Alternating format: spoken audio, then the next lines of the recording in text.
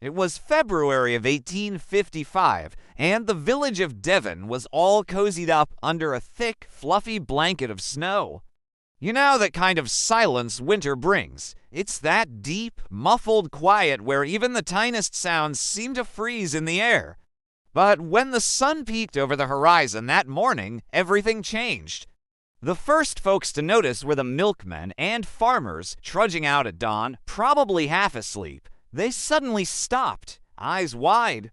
The snow, which should have been smooth and pristine, was marred by a single line of bizarre impressions. And get this, they weren't human footprints. Each mark looked like a cloven hoof, perfectly cut into the snow, about 4 inches long. Pretty odd, right? What made it even stranger was how they were spaced out, like someone was taking measured steps, one after another, in a perfectly straight line. No dragging, no stumbling, just a continuous trail that seemed to stretch on forever, leaving everyone scratching their heads. What on earth could have made those tracks? By mid-morning, the whole town was buzzing about it. Can you imagine? The marks went through gardens, across rooftops, over hedges, and even through walls as if whatever had made them didn't care about barriers at all. It felt like something had just strolled right through solid stone. People followed the trail, initially curious, but that curiosity quickly turned to unease.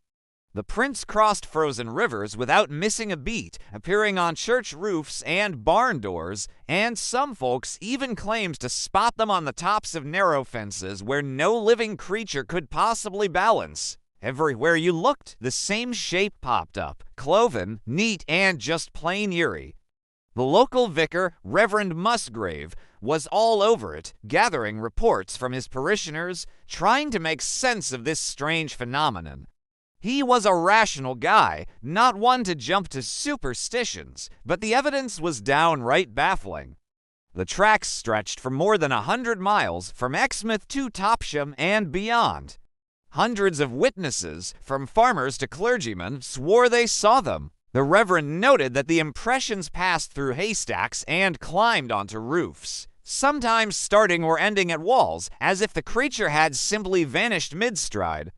What do you think could explain such a thing? It's like a mystery begging for answers. The newspapers caught the story, and soon the entire southwest of England was gripped by panic. The Exeter and Plymouth Gazette ran the headline, "The Devil's Footprints Found Across Devon." The name stuck. People refused to go out at night. Children were kept inside. Men carried muskets. And under the flicker of candlelight, whispers began. The devil had walked among them. Old women recalled stories of Satan visiting on stormy nights to collect souls. Others muttered that a witch's familiar had escaped. The more scientific minds offered other ideas. Maybe a kangaroo escaped from a traveling menagerie, or hopping mice had left the marks.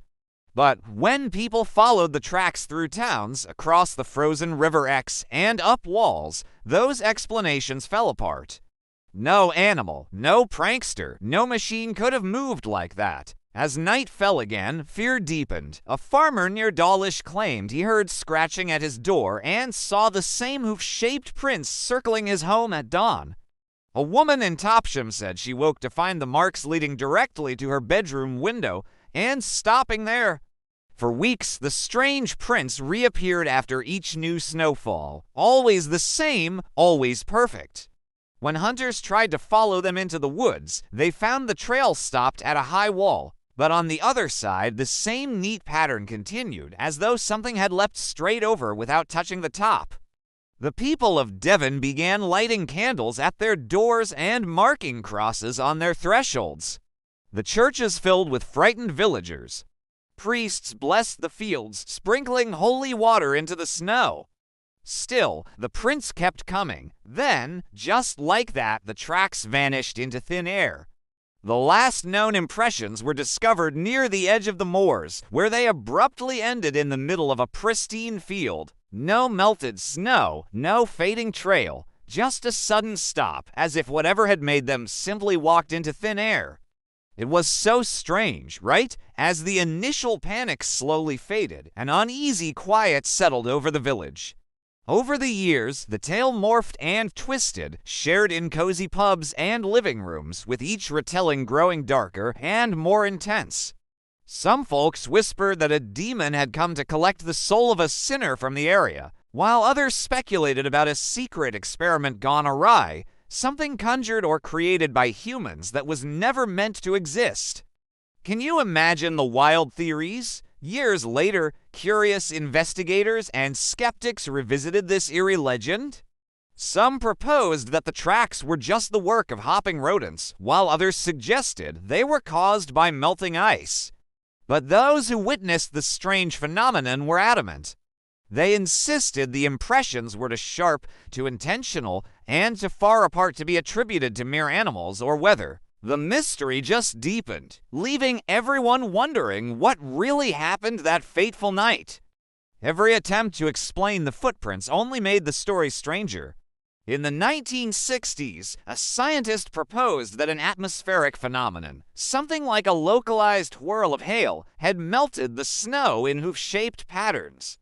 But when photographs and sketches from 1855 were compared, they showed uniform depth and direction, like the prints of something that had actually pressed down into the snow. There's a story from the village of Woodbury, told quietly even now. An elderly woman claimed that, on the night of the footprints, she was woken by the sound of heavy breathing outside her window. When she looked out, she saw nothing but snow. The next morning, the cloven marks were there, beginning right beneath her window ledge. Another man said his dog went missing that same night, and you can imagine how frantic he must have felt. He followed the strange trail into the woods, calling its name, his voice echoing in the eerie silence. But those prints just kept going, up the slope, over the ridge, and out onto a frozen pond. He found no sign of his furry friend. But he did see one last print on the ice, deeper than all the rest, as if something heavy had stepped there, and then broken through. When the thaw finally came that spring, folks hoped the story would fade away, but it never did. Each winter, when the snow fell thick enough to cover everything, someone swears they've seen them again. A pair of fresh cloven prints by the edge of a lane, or a single track appearing overnight outside a farmhouse. Always the same neat distance apart, always heading in the same direction. It's like they're leading somewhere, or maybe away from something, and that's what keeps people talking about it. The direction those footprints took is what really sends chills down people's spines. In every record, every sketch, and every retelling, they go one way only, never to return. It's like whatever walked that night just kept going, mile after mile, as if it was searching for something important, or maybe even running from something far worse. Can you imagine that feeling of being followed by something unseen? Historians still argue about what happened. Some think it was just a series of odd coincidences, while others believe superstition filled in the gaps. But in Devon, there's this heavy feeling in the air when the snow blankets everything. Locals tend to lower their voices when the subject comes up, especially near those old churches where the strange marks were spotted on rooftops. You can almost feel the tension, right? Because maybe, just maybe, the devil didn't just stroll through Devon that night. Perhaps he was already lurking there, hidden in the shadows, and that fresh, quiet snow. It might have been the perfect cover, revealing his path for the very first time. What do you think? Spooky, isn't it? Some mysteries fade with time, others just wait for the right season. So when the snow falls again, when the world goes quiet and still, look down. If you see a single line of hoofprints cutting through the white, perfectly even, perfectly spaced, leading into the dark, don't follow. Whatever made them might still be walking.